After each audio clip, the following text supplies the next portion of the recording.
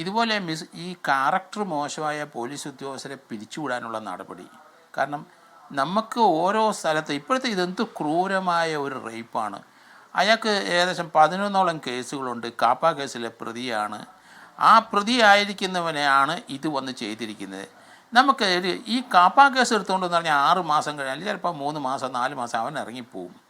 പക്ഷേ കേസിലെ റേപ്പ് കേസിൽ ഇതുപോലെ കുത്തുകേസിലെ അറ്റംപ്റ്റ് മർഡർ കേസിലത്തെ പ്രതിയെ ശിക്ഷിപ്പിക്കാത്തത് എന്തെന്നാണ് ഞാൻ ചോദിക്കുന്നത്. അതെന്ത് ഈസിയാണ് നമുക്ക് ചെയ്യാൻ. കാരണം അനുഭവസ്ഥനോടെ കോടതി കയറി വിവരങ്ങൾ പറയുമല്ലോ.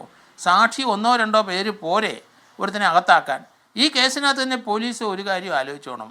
അവിടുത്തെ ഒരു DYSP ആണ് ഇത് അന്വേഷിക്കുന്നത്. തിരുവല്ലയിലെ മഞ്ഞാടിയിലെ ആ സ്പാ കേസിലെ ആ ക്രൂരമായ ആ റേപ്പിൻ്റെ കേസ് ഇപ്പോൾ അന്വേഷിക്കുന്നത് ഒരു DYSP ആണ്.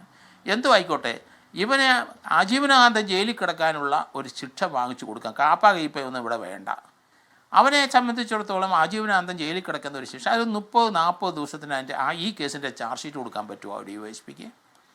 കാരണം 2 പേരെ അറസ്റ്റ് ചെയ്തിട്ടുണ്ട്, ബാക്കി ഇനി 4 പേരെ കിട്ടാനുണ്ട്.